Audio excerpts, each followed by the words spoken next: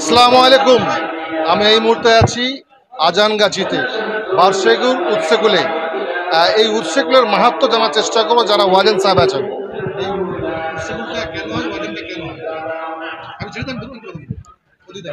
আসসালামু আলাইকুম রহমতুল্লাহ বরকাতু।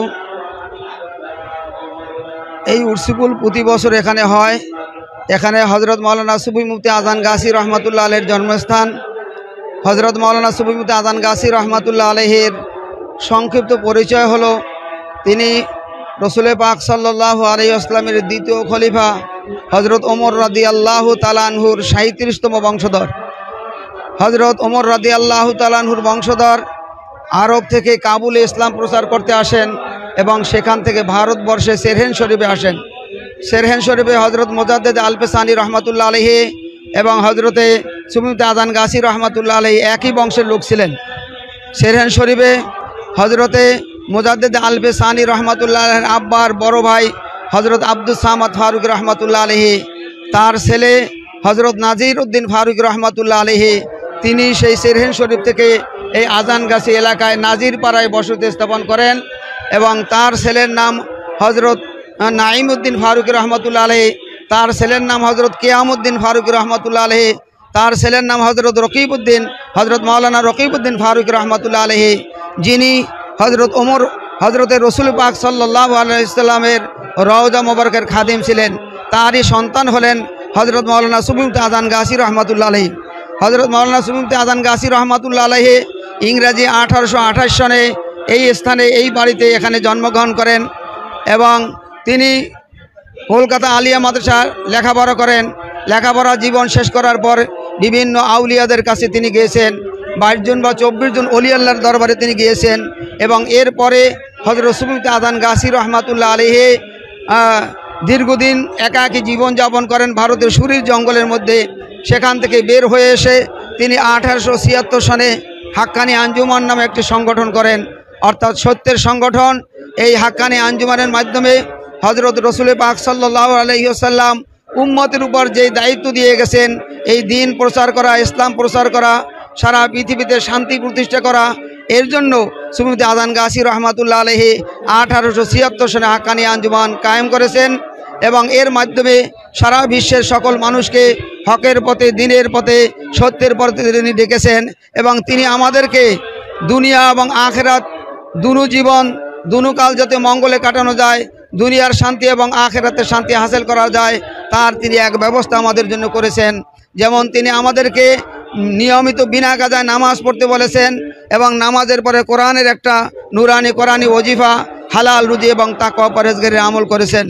সেই 1876 সন থেকে নিয়ে আজ পর্যন্ত কলকাতা 18 নম্বর বাগমারি হাক্কানি আঞ্জুমানের মূল কেন্দ্র, সেখান থেকে সারা বিশ্বে 26টা ভাষায় এই সত্যের দাওয়াত সারা পৃথিবীতে দিয়ে আসতেছেন এবং এইখানে প্রতি বছর এখানে সেই সুফি মুফতি আজান গাছি রহমতুল্লাহ আলহি সত্যকে প্রচার করার জন্য এখানে এই বাৎসরিক সালানা মজলিস হয়ে থাকে।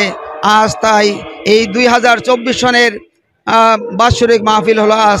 তো এই বাৎসরিক মাহফিলের থেকে আমরা সারা পৃথিবীর সকল মানুষকে জানাইতে চাই যে আমরা দুনিয়ার শান্তি, আখেরাতের শান্তি যদি পেতে চাই তবে হজরত মাওলানা সুফি মুফতি আজান গাছি রহমতুল্লাহ আলহির এই হাক্কানি আঞ্জুমানের ছায়াতলে আমরা এসে যাই।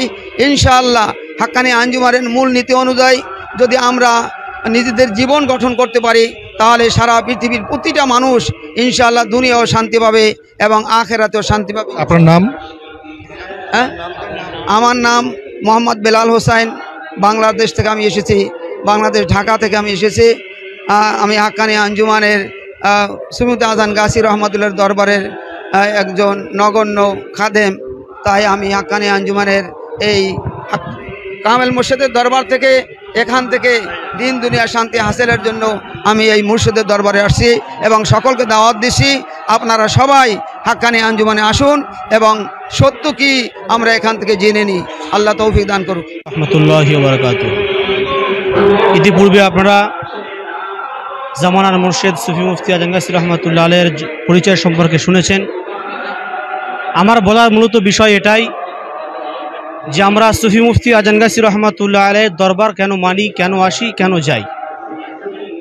কারণ আমরা সকলে কম বেশি জানি বা কম বেশি আমরা বুঝি যে দুনিয়ার পথে আমাদের চলতে গেলে, দুনিয়ায় বাঁচতে গেলে আমাদের একটা মাধ্যমের দরকার। যেমন আমরা 12-14 বছর মাদ্রাসায় পড়েছিলাম, আমরা একটা মাধ্যম ধরেছি যে আমরা একটা ওস্তাদ ধরতে হবে, তার কাছে বুখারী শরীফ পড়বো, মুসলিম শরীফ পড়বো, মোটামুটি কোথাও একটা মাধ্যম ধরে আমরা আগিয়েছি। ঠিক তদ্রূপ বিশ্ব নবী সাল্লাল্লাহু তাআলা আলাইহি ওয়াসাল্লাম বলেছেন, মান আতাআনি দাখালাল জান্নাহ, যে আমাকে অনুসরণ করলো সে জান্নাতে গেল। কিন্তু আজকে তো আমাদের কাছে রসুল নাই, তাহলে আমরা কাকে ইতাআত করব, কাকে মানব? সেই জন্য করে একটা মাধ্যমের আমাদের দরকার।